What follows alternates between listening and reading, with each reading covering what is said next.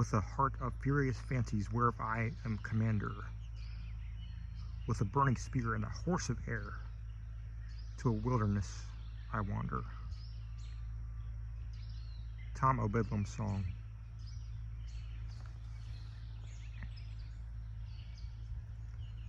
By late accounts from Rotterdam, that city seems to be in a high state of philosophical excitement.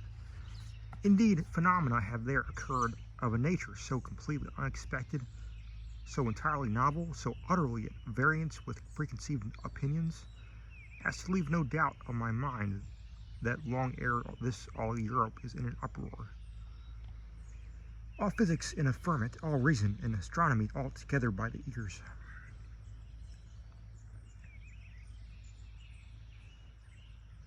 It appears that on the day of, I'm not positive about the date, a vast crowd of people, for purposes not specifically mentioned, were assembled in the great square of the Exchange in the well-conditioned city of Rotterdam. The day was warm.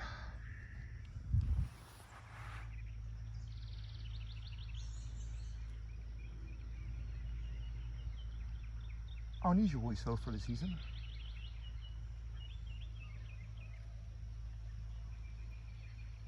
There was hardly a breath of air stirring, and the multitude were in no bad humor at being now and then besprinkled with friendly showers of momentary duration that fell from large white masses of cloud profusely distributed about the blue vault of the firmament.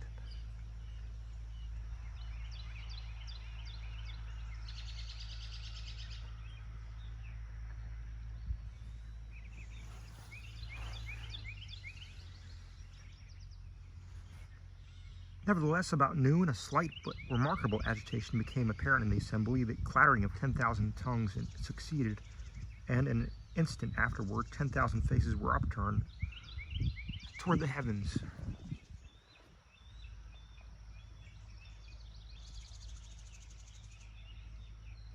"10,000 pipes descended simultaneously from the corners of 10,000 mouths, and a shout, which could be compared to nothing but the roaring of Niagara, resounded long, loudly, and furiously through all the city and through all the environs of Rotterdam.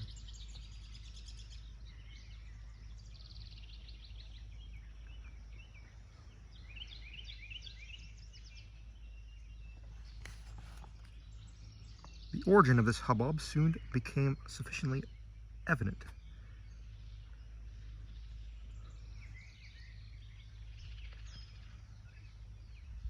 From behind the huge bulk of one of those sharply defined masses of cloud already mentioned, was seen slowly to emerge in an open area of blue space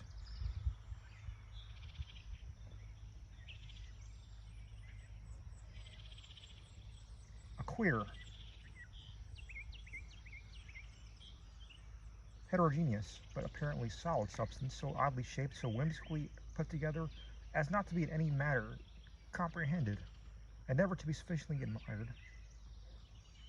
by the host of sturdy burghers who stood open-mouthed below. What could it be? In all the names of the devils of Rotterdam, what could it possibly portend? No one knew. No one could imagine. No one, even the burgomaster, not even the burgomaster Mynheer Superbus von Underduk, had the slightest clue by which to unravel the mystery. So, as nothing more reasonable could be done, so a man replaced his pipe carefully in the corner of his mouth, and maintaining an eye steadily upon the phenomenon, puffed, paused, waddled about, and grunted significantly. Then waddled back, grunted, paused, and finally puffed again.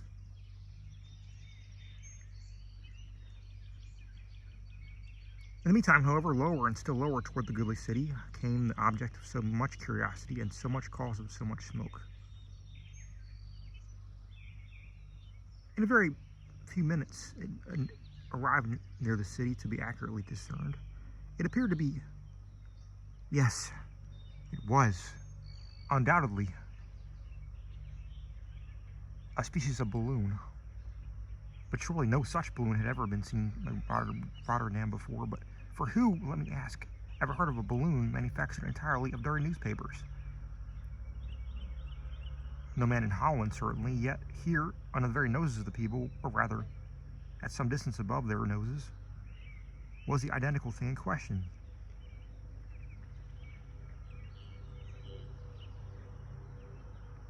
And composed, I have it on best authority, of the precise material which no one has ever known before to be used for a similar purpose. It was an egregious insult to the good sense of the burghers of Rotterdam. As to the shape of the phenomenon, it was even still more reprehensible, being little or nothing better than a huge fool's cap turned upside down.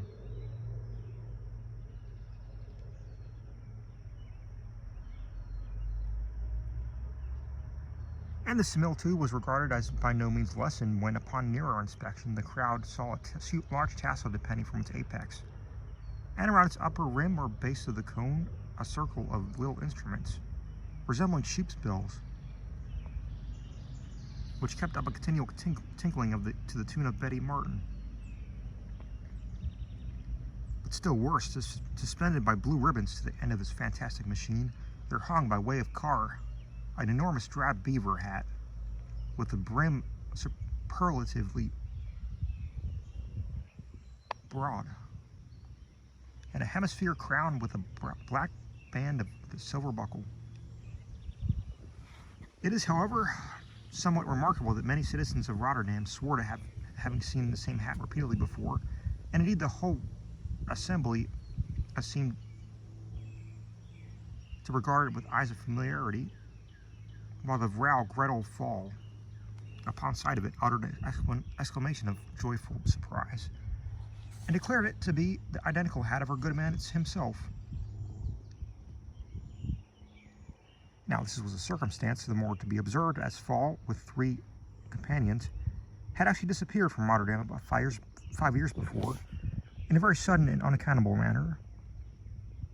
And up to the date of this narrative, all attempts at obtaining intelligence concerning him had failed. To be sure, some bones were to be thought to be human, mixed with a quantity of odd-looking rubbish, had been lately discovered in a retired situation to the east of the city, and some people went so far as to imagine in this spot a foul murder had been committed, and that the sufferers were all in probability Hans Pfaall and his associates. But to return.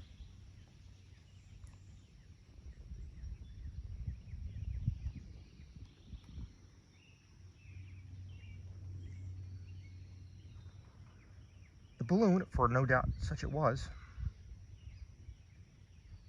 had now descended to within 100 feet of the earth, allowing the crowd below a sufficiently distinct view of the person of its occupant. This was in truth a very singular somebody. He could not have been more than 2 feet in height. With this altitude, little as it was, would have been sufficient to destroy his equilibrium and tilt him over the edge of his tiny car, but for the intervention of a circular rim reaching as high as the breast and rigging on to the cords of the balloon. The body of the little man was more than proportionally broad, giving to his entire figure a rotundity highly absurd.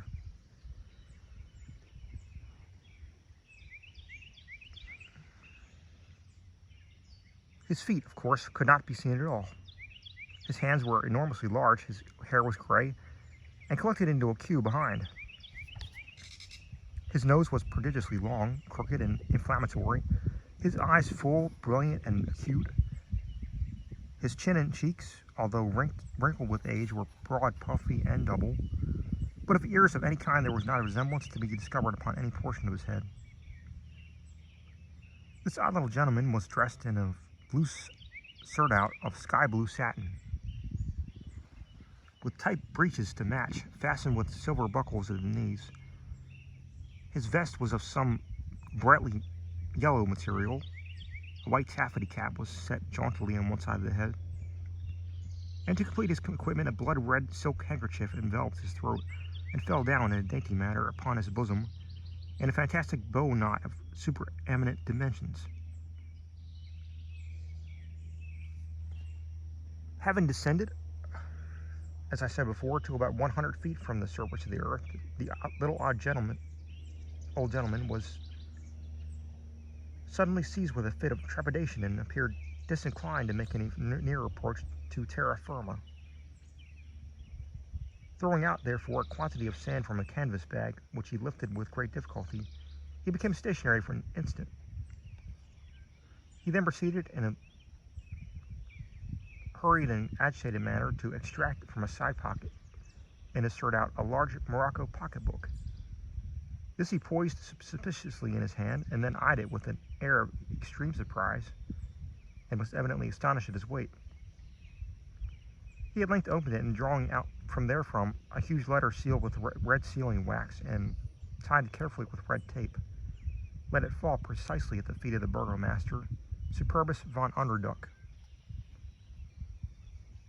His Excellency stooped to take it up, but the aeronaut, still greatly discomposed, having apparently no further business to detain him in Rotterdam, began at this moment to make busy preparations for departure, and it being necessary to discharge a portion of the ballast to enable him to reascend, the half-dozen bags which he threw out, one after another, without taking the trouble to empty their contents, tumbled every one of them, most unfortunately, upon the back of the burgomaster, and rolled him over and over no less than half a dozen times, in the face of every individual in Rotterdam.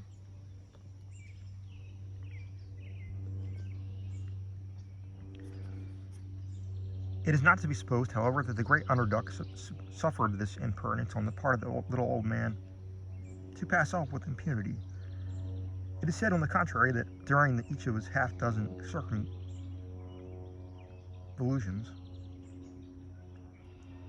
he emitted no less than half a dozen distinct and furious whiffs from his pipe, to which he held fast the whole time with all his might, and to which he intends holding fast, God willing, until the day of his decease. In the meantime, the balloon rose like a lark, and soaring far away above the city, and at length drifted quietly behind a cloud so similar to that from which it so oddly emerged, and was thus lost forever to the wondering eyes of the good citizens of Rotterdam. All attention was now directed to the letter, the descent of which, and the consequences of attending thereupon, had proved so fatally subversive of both person and personal dignity to His Excellency von Underduck. That functionary, however, had not failed, during his circumgyratory movements, to bestow a thought upon the important object of securing the epistle. It was seen, upon inspection, to have fallen in the most proper hands, being actually addressed to himself and Professor Rub-a-Dub in their official capacities of President and Vice President of the Rotterdam College of Astronomy. It was accordingly opened by those dignitaries upon the spot, and found to contain the following extraordinary and indeed very serious communication. To their Excellencies von Underduck and Rub-a-Dub, President and Vice President of the States College of Astronomers in the city of Rotterdam. Your Excellencies may be perhaps able to remember a humble artisan by the name Hans Pfaall, and by occupation the mender of bellows, who, with 3 others, disappeared from Rotterdam about 5 years ago, in a matter which must have been considerable unaccountable. If so please your Excellencies, I, the writer of this communication, am the identical Hans Pfaall himself. It is well known to most of my fellow citizens that for the period of 40 years I continued to occupy the little square brick building at the head of the alley called Sauerkraut, in which I resided at the time of my disappearance. My ancestors have also resided there during time out of mind, they as well as myself steadily following the respectable and indeed lucrative profession of mending bellows. For to speak the truth, until of later years, that of the heads of all the people who have been set agog with politics, no better business than my own could an honest citizen of Rotterdam either desire or deserve. Credit was good, employment was never wanting, and there was no lack of either money or goodwill. But as I was saying, we must soon begin began to feel the effects of liberty in long speeches and of radicalism and all that sort of thing. People who were formerly the best customers in the world had not now a moment of time to think of us at all. They had as much as they could do to read about the revolutions and to keep up with the march of intellect in the spirit of the age. If a fire wanted fanning, it could be readily fanned with a newspaper. And as the government grew weaker, I have no doubt that leather and iron acquired durability in proportion. For in every very short time, there was not a pair of bells in all of Rotterdam that ever stood in need of a stitch or required the assistance of a hammer.